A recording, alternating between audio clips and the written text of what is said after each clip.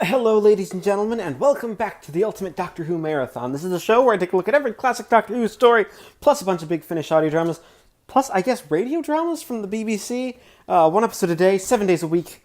And today, on the 30th of June, 2018, the final day of June, we are starting the second serial of Season 11, the second televised serial of Season 11, with, well, the serial is Invasion of the Dinosaurs, but Part 1 is entitled Invasion because, well, the idea was that the dinosaurs part would be a twist revealed in the middle of the episode, which was spoiled by the Radio Times, featuring a rather large dinosaur on the cover, which pissed off Malcolm Hulke, the writer, so much that he never wrote for Doctor Who again, which I'm going to flat out say it is a real shame. He's written some of the best Pertwee stories, and he's just an all-around great writer. And I wonder if so let's hope this last story from Malcolm Hulke ends up being one of his good ones. And, well, I do have one complaint that I won't actually mark points off for, and that's the quality of the print, mainly because this was one of those ones that was missing, and they found it, but it was in black and white, and they had to recolorize it, and sadly, due to the lack of chroma dots in certain sections of the film, the colorization is very kind of shady. Like, it's not the best colorization. There are definitely places where it looks great. It looks fully colored. Great to look at. Nothing wrong here. But there are also plenty of times where it doesn't. And that really is a shame because, well, generally, the Doctor production staff have done great work on getting the colorization prints, getting the non-color episodes colorized, like Mind of Evil, Old Mind of Evil, All of the Masters of Death, Planet of the Daleks, Episode 3. Silurian, pretty much all of, like, the early Pertwee stuff. So it's just a shame that that's so late in the Pertwee game that this, episode could not be completely colored. But other than that, the episode is very, very suspenseful. We start off with the Doctor and Sarah Jane arriving back on Earth with no evidence that the Paradise of Death actually took place. Yeah, that's kind of weird that took place right then. And, well, they find that while they've been away, London is empty. Like, totally empty. Like, nobody's there. Like, what's going on? So we have intrigue to start off the story like this. A very suspenseful intrigue of, where is everybody? Why isn't there anyone here? Am I going totally crazy? Who knows? All of these are possibilities. The Doctor and Sarah Jane, they both jump to rational answers, like, oh, maybe it's a Sunday, maybe it's a holiday. I mean, everything got quiet, but it's not until they, find a store with a guy looting stuff who threatens them with a gun. Yeah, because, that's a plot point. We get the Doctor and Sarah Jane threatened with a gun. That's when they realize, okay, something's wrong here. What could it be? Could it be war? Some sort of a plague? And the audience is let in on a clue that it's something that involves UNIT and the military because, the Brigadier and Sergeant Benton and UNIT and the military have set up shop in a school. They're all... It's a shame here because the Brigadier is kind of useless without the Doctor. Like, that's one mark I'm going to give against this episode. Like, the Brigadier, he was always such a capable character. Now he's just sort of useless. He's like just waiting for the Doctor to come and save him and get him out of this mess. Which is a real shame because Lethbridge-Stewart was such a fun character and an interesting character before this. Like, he wasn't always this dumb, oh, well, I need the Doctor because I am the Brigadier. He's also kind of under the jackboot of the military, and the military are presented as complete dicks in this story. Like, they are already mean. Like, they won't even let the Doctor try to contact Brigadier Lethbridge-Stewart. Though why the Doctor and Sarah Jane don't just go straight to UNIT to try to figure it out, I don't quite understand. That doesn't make too much sense. But you have that, and you have the Doctor and Sarah Jane. They end up getting menaced as well by some sort of bird. It's a pterodactyl. And then they actually get captured by the military for looting because they steal a car, because of course they do, and that's a car that has been out with looters, and they've been looting. So you have, honestly, the highlight of the episode is the scenes with the Doctor and Sarah Jane in captivity. Like, they have to get their mugshots taken, and the Doctor getting his mugshot taken is hilarious. Like, the Doctor's like, well, my right side is my better side. And then after getting their mugshots taken, he's like, all right, now let's do one with both of us. He also comments like, hey, that camera's really old. Which I love the way John Pertwee plays the role in this episode, because it's just genuinely funny. He knows how to be like, yes, I am facetious. That is my role. You will not take me down. You will never take me alive. I am the Doctor. I am not here to be taken alive. Then they decide to escape with this looter after using some of... the Doctor uses a Venusian neck pinch. Bit too Star Trek for my liking, but okay. We'll take it. And then suddenly, dinosaur! And that's our cliffhanger. The pacing of this episode is a bit off. It's a 6-part story. It's a good opening, though there are quite a few things that could have easily been tightened up, and we wouldn't have lost as much. And again, oddly enough, the direction is great. Patty Russell directed this story, and she does an amazing job at it. You can really tell. Honestly, though, I'd recommend if you're going to watch this, watch the part 1 in black and white. It gives it a little more atmosphere. I was watching in color because I'm trying to watch as close to broadcast as I can. And yeah, it's a decent episode. The effects are nice for this first one. Not something I'm going to be saying for the rest of this story.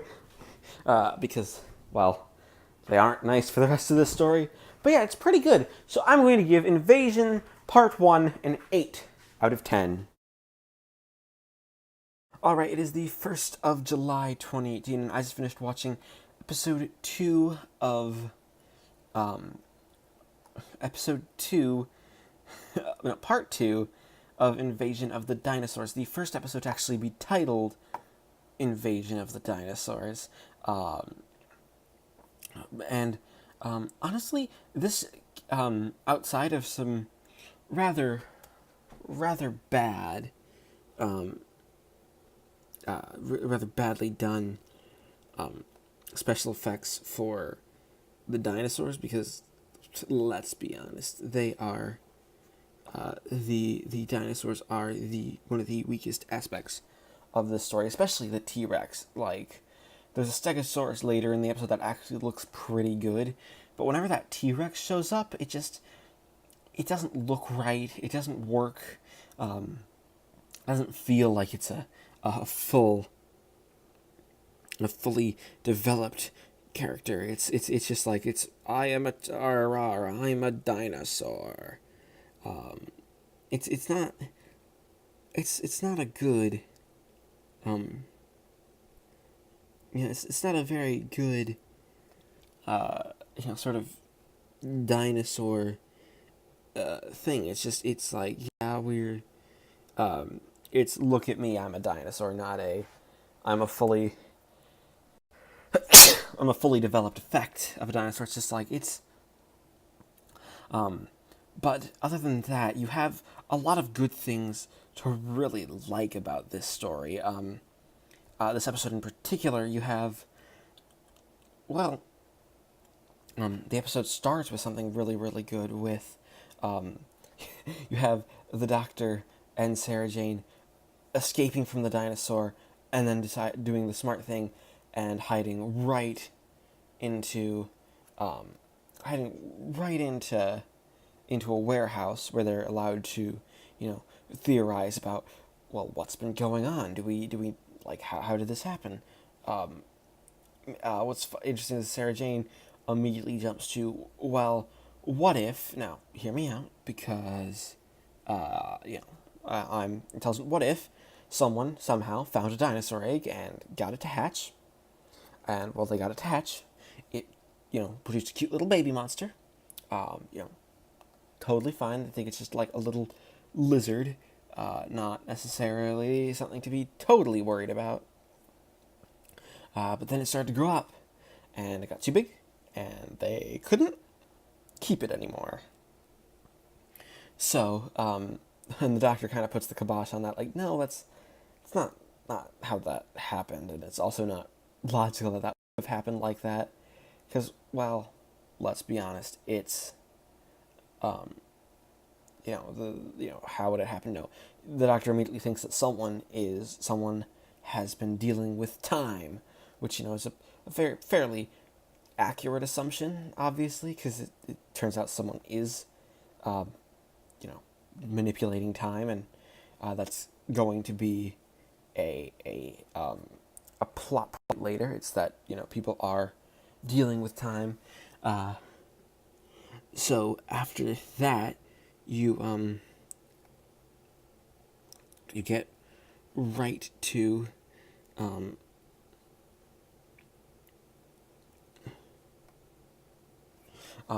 you get right on to what is essentially a guy from the Crusades just showing up and being like, you sir are a wizard, now send me back. Sort of confirming that, yeah, it's someone messing with time. And honestly, the pacing of this episode is great. Like, it's great for comedic effect. Not saying that it's entirely a comedic episode, but it's just a very good comedic pacing with a bunch of little visual gags. I'll point some more of them out later. And they're all gags that really just, they hit, and they hit hard. Very, very, very quickly. Like you have the doctor being quite annoyed that he's thought of as a wizard. And then you have, after he disappears, the guy disappears, it's like, yep, we're moving on because we know, yes, now this is most definitely some sort of an experiment in time. So what we're going to do is we are going to keep going, and not only keep going, but as we keep going, we are going to have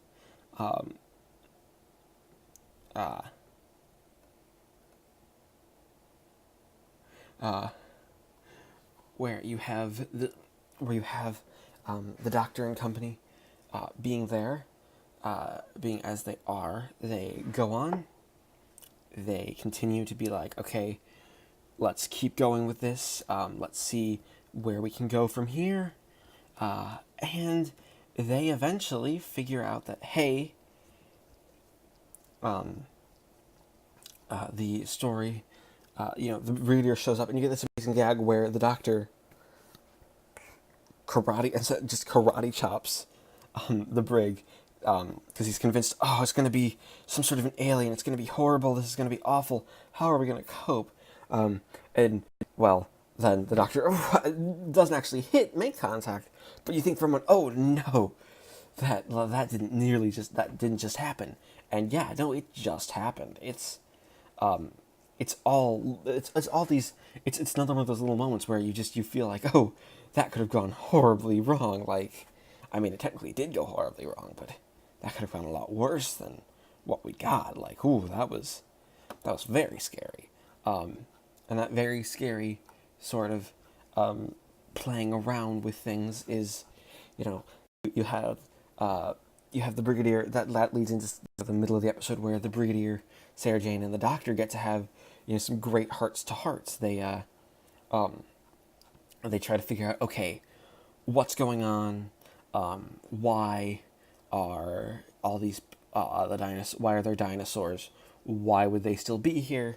We need to figure this out before something more bad stuff happens. So that's immediately what they're going to do. They're going to be like, right, we're just going to try to figure this stuff out, not let anything stop us from trying to figure this out. And they essentially work at it. You have unit actually doing a pretty decent job of keeping the situation under control. You have General Finch, who is very introduced very obviously as a villain. Like, let's not kid ourselves. He is very much a villain, and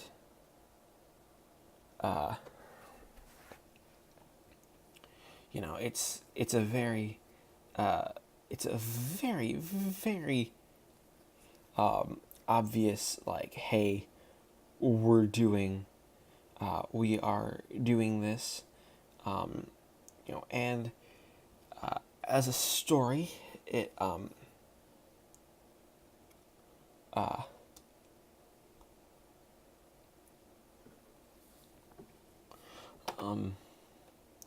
as a story, it continues, and not only does it continue, is it gives us a decent finale. Like, we have General Finch, who's a good villain, played by John Bennett, and we have the idea, like, the audience gets to know that it's a team of scientists and an MP who's been carried about saving the environment, and that's all sort of for some sort of environmental plan. They're like eco-terrorists, which is a very interesting idea, because this is another one of those, hey, we are still doing quite a lot of things to give us stuff. It keeps itself going. And then you have this amazing visual gag where the Doctor starts by insulting the General, and then decides, well, so that's not going to get me what I want, so I'm just going to be nice to him under duress. Also, you have the Doctor immediately stepping in and be like, no.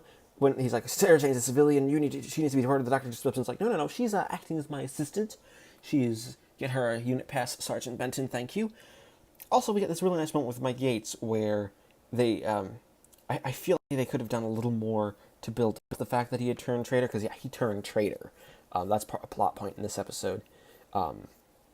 But like where he's like, yeah, it's quite nice. London's quiet and the air's clean, and I saw a fox in Piccadilly. It's all a very good idea, even if he's not the best. It's not the best story overall. Like, it really doesn't work totally, but it's still nice enough. So yeah, I'm gonna give Invasion of the... Oh, and then we have the Doctor wanting to capture thing. Mike Yates ends up turning traitor and screwing with the Doctor's machinery. So when the Stegosaurus that they were going to capture turns into Tyrannosaurus, well, the Doctor has no way of defending himself, and that's our cliffhanger. So yeah, the episode is great. Like, it's great on character. It keeps you going a lot. Like, it gives you a lot of character development to give you, like, hey, this is where we're going with the story, so let's just see where it goes. So I am going to give the Invasion of the Dinosaurs Part 2 a 9 out of 10, because it could have been a little stretched out a little more with Mike Yates before they revealed he was traitor, or left that for a later twist, but yeah, other than that, 9 out of 10. Alright, it is the 2nd of July, 2018, and I just finished watching Part 3 of Invasion of the Dinosaurs. And Part 3 is where everything takes a turn for the just plain weird. Mainly because this is the episode where, Mike Yates decides that, hey, I don't actually want to kill the Doctor because the Doctor's a good person. Smart move. He doesn't want to kill him. But in doing so, that means, the Doctor ends up capturing the T-Rex. So that's going to be fun when it wakes up. And you have the Doctor there to capture the T-Rex, and he decides that the best thing to do is just leave it in a warehouse with chains, which have been cut. Like, seriously, this is a plan where everything can easily go wrong. Like, just because there's a guard on it, they think everything's fine. It's a T-Rex, Doctor. It's a carnivore. It's not gonna just be like, yeah, I'll be nice and I won't try to attack you and kill you all. But really, this is another one of those character-driven episodes, and I won't talk about it too much because not too much actually happens, and the big event is really... This is Sarah Jane's episode at the end. She gets to be all investigative journalist, and she figures out that there was a point where underneath that, there was originally going to be a plan, when the Cold War was a little hotter than it is in the mid-70s, because this is the mid-70s, and there was a bigger threat of nuclear destruction. There were plans built up for some top-secret sciencey bunkers to be created right underneath places in London. Basically, just so it could be like, hey, we need to survive. We have these bunkers just in case something bad happens to the world around us. So you have the bunkers there, just in case. Nothing too terrible is probably going to happen. And apparently they never did anything. So Sarah Jane goes on her own after getting her own little special unit pass so she can stay in London and basically be investigative. She also gets a bunch of pictures of the dinosaur because it's like, well, they're dinosaurs, and she's a journalist. Like, this is story gold here. She can do some great stuff with that. But she decides that, yeah, I'm just going to use my journalistic prowess and try to figure out, what is it with these dinosaurs. Let's try and give them something. And then that's when everything goes weird. You have she meets up with Charles Grover, the MP, and, well, the big reveal of the episode, they capture her, that he's in on it, he's working for them, and, well, in his room where he keeps all the files, and it clears out that a bunker had been built, well, in that room, turns out there is, he sedates Sarah Jane, and hypnotizes her, and knocks her out, and she wakes up on a spaceship heading to a new Earth. Yeah, that's a twist that comes kind of completely out of left field. Like, it's like, oh, that's where the story's going now? Like, it's a really good shock. It's just a shame that the rest of the episode is kind of boring, and we don't really get too much. And now that's not to say the entire episode it's bad. It's a good episode, but it's just a cliffhanger where everything is so big, you're like, oh, that's where we were going with this? Okay. That's a game changer. Like, the story is now something completely different than what it was before. It's no longer nearly as, the same as it was before. We just went right off into left field. And that's something that Malcolm Hook does really, really well. Also, you get some rather interesting stuff with Mike Yates as a character. Yates has to be the one who he is still remaining principled, even if Whitaker and Grover and the one played by Martin Jarvis, who I don't remember the name of. They don't think they ever name him on screen. I think it might be like Barnes or something. I don't quite remember. I don't know why that name's popping into my head.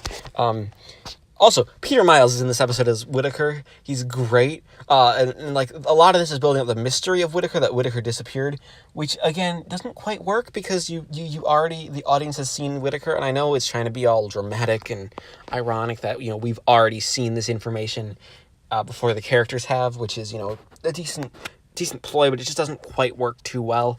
But other than that, yeah, the episode is pretty good, middling episode. What really shoots it into above average, quite a bit above average, is just that left field twist. Like, it gets you intrigued. Your interest sort of wanes over the course of the episode, but then that twist comes out of left field, and you're like, oh, that's what we're doing. This is where we're going. Okay, let's see where this goes. So I'm going to give Invasion of the Dinosaurs Part 3 a 7 out of 10. Alright, it is the 3rd of July, 2018, and I just finished watching Part 4 of Invasion of the Dinosaurs. Part 4 of Invasion of the Dinosaurs goes even weirder off the deep end. Well, let's just say that Sarah Jane in this episode is immediately revealed to have gotten herself involved with a cult, essentially. The people in the spaceship act very much like religious environmentalist nut jobs. Insisting that they must be chosen, and Sarah Jane needs re-education because she doesn't want to stay there in their little happy family place. Which, I honestly say that's she's got every right not to stay there. She should be sent back to Earth. Like, they even make her go through, like, a re-education training type deal, where she's got to watch these films because it's like, well, you need to be re-educated because you got the problem of being one of those people who don't agree with us, and we're gonna separate you. You're gonna be eating away from the rest of us. Again, all in what is some really creepy scenes. Like they are pretty creepy. They are one. They are one thing that really just they're just it's an interesting sort of idea with doing this whole creepiness of this cult. Like Sarah Jane, she watches the propaganda film and doesn't really believe it because she quite realizes that she's still independent. She also kind of realizes that something on here is not quite right, not quite adding up to be right, because it seems to be a little too fake for her liking. Like it's one of those things that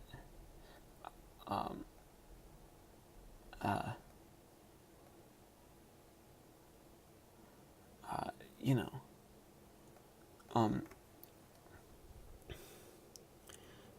you know it's one of those things where everything everything is sort of like that, but you have some interesting things introduced with the Doctor's plotline. He goes to investigate the whole Whittaker stuff, and he investigates the idea of things being underneath the city of London, and with that you have the Doctor. They introduce what's known as the Whomobile, which is this new car for the Doctor essentially, and it is quite silly looking. It's one of those things that doesn't really it doesn't really do as much. It's not one of those. It's one of those things where it's like, yeah, we've got it, but we don't. It doesn't. It looks overly designed.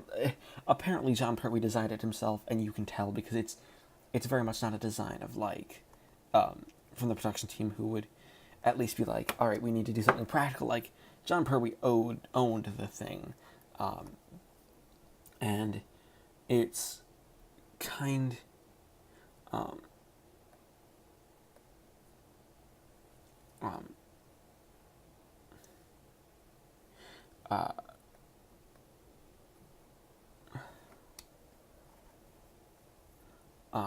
It's one of those things where the story was really doesn't and it doesn't really give us an ending. Like it's weird. Like you have the Doctor then investigating below, and sort of he finds the secret bunker, but is attacked by a pterodactyl, so he has to leave. Him being attacked by a pterodactyl is quite funny. And then what's interesting is that you have our villains actually are intelligent enough to be like, hey,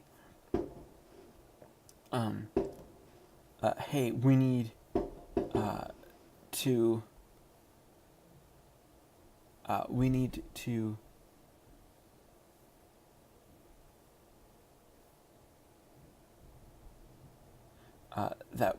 to have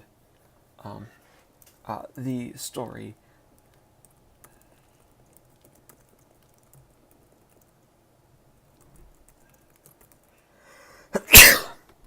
we need to have the story end completely. Like it's one that it's a story that is really really solid. And sometimes that's really solid. Like you have the Doctor being caught with a Stegosaurus, sort of putting him in the act, and that's our cliffhanger. That's really good. It's just, again, there's a lot of pacing problems in the middle, so I'm going to give Invasion of the Dinosaurs Part 4 an 8 out of 10. All right, it is the 4th of July. Happy America Day, everybody, of 2018. And on this day where we celebrate America, we're watching Invasion of the Dinosaurs Part 5, which has nothing to do with America. Yeah, I was really hoping that this would work out somehow and I would be able to, get an episode that maybe was set in America or had to deal with America. But no, Invasion of the Dinosaurs Part 5. But hey, still a fun episode. Like, honestly, this story, I think that a lot of Stephen Moffat could have done quite a bit of help with his season, with writing his series on the show. If he just looked back at the Pertwee era, for how to infuse politics into Doctor Who, because, well, let's be honest, let's be brutally honest. In quite a lot of the case of the, for quite a lot of this of the show's history, you don't really have, you really don't have, an episode. You have this is a very political episode, but it's also very well written, very well acted, and it does a really good job of being, being a good episode. Like, it works to try to be an episode that you can enjoy. It's one where, where the story just sort of continues. It not only it's good enough on its own, but it also just does a genuinely decent job of finding us a completed, a really a solid ending. Like, it works. It works overall, and it feels like, hey, we've actually got the story, going all over, as well as just generally keeping itself to a full and complete problem. Like, we have, you have the Doctor. The big issue is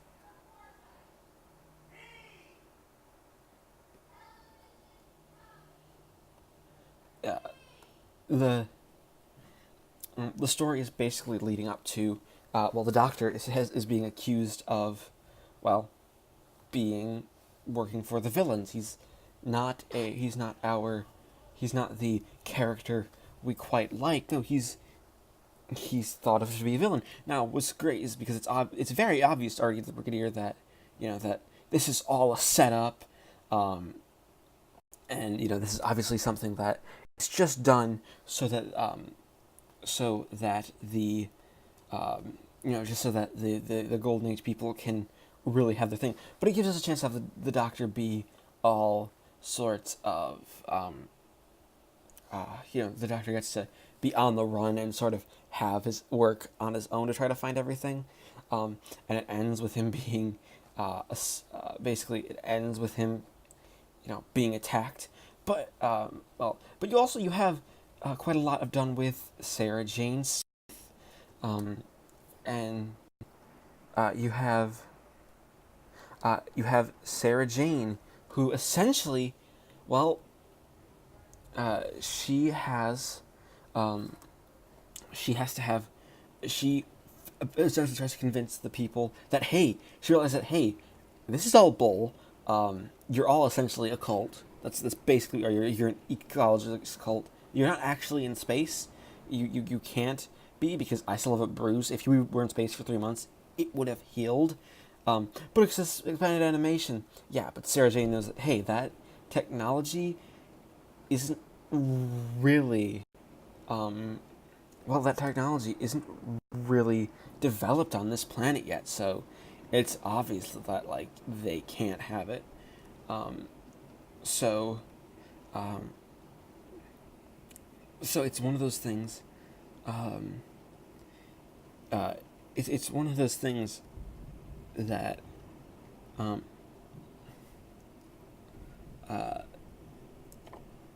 that the story, that the story really does well.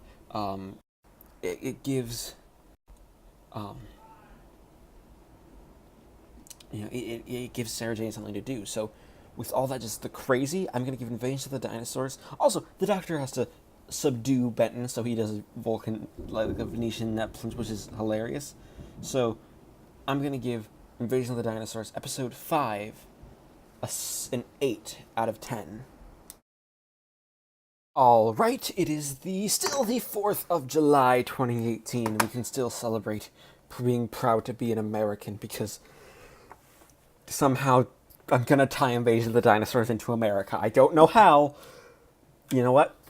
I think episodes 2, 3, 4, 5, and 6 were found, and the black and white version of episode 1, the print that was filmed, was found in the US.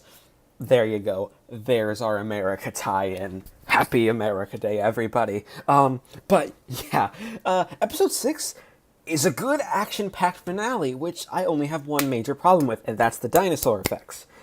They don't look good. Like, you have a T-Rex and a Brontosaurus, like, attacking each other, and it looks like they're just sort of necking each other. Like, it's not as ferocious as it should look. It doesn't just, it's just kind of silly. But other than that, this episode really does a good job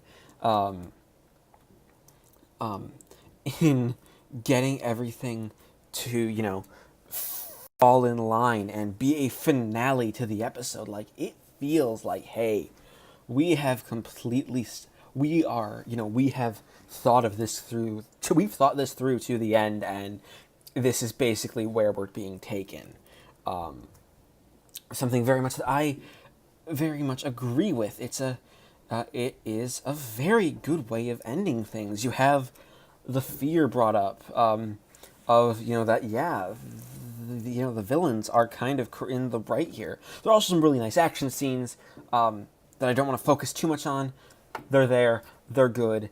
Doctor Who does the Pertwee era just does really good with action overall. So I really don't think I have to comment on it too much, because again, it's something that it's a known, like, it's a Doctor Who story from the Pertwee era, meaning that there are decent action scenes in it.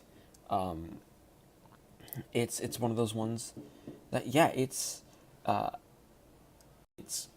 good. It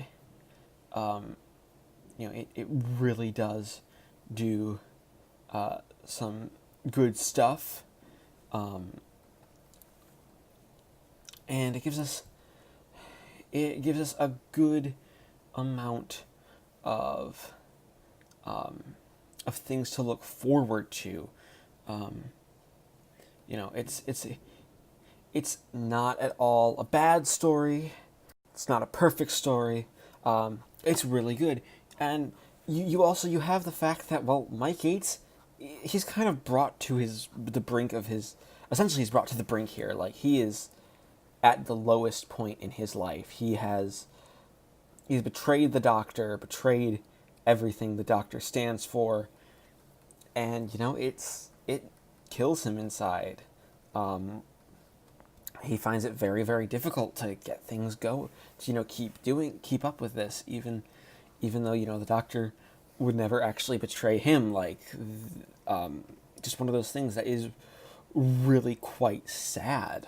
You have Yates built up already as this really fun character, but no, he is very much not given given a very very sad exit.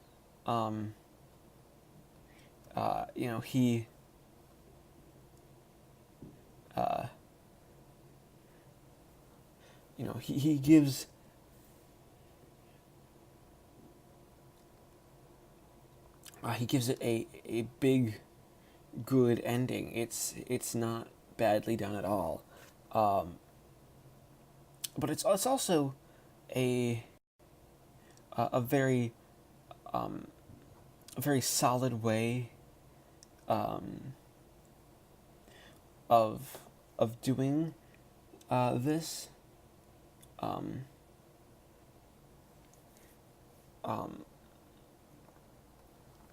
it does it very, very well. It gives us an ending, and the Doctor's final words on the subject that, like, yeah, they're not entirely wrong. You need to take care of the planet. Still echoes today, and it just proves that the story is really good at giving us a story where a political message, this time again environmentalism, it's done well. You may not have to agree with it, but the arguments are done well. And it says, hey, think about this, but it doesn't necessarily condemn people for not thinking about it. It's all there. So much so that, it just leads me to give Invasion of the Dinosaurs at part 6 a 9 out of 10. If it weren't for the effects, it would be a perfect 10. That being said, we average up the scores to give Invasion of the Dinosaurs a final score of 8.6 out of 10. Thank everybody for watching this installment of the Ultimate Doctor Who Marathon. Please leave a like, comment, and subscribe if you haven't already. And join me next time when we follow the next televised series Season 11 story with Death to the Daleks.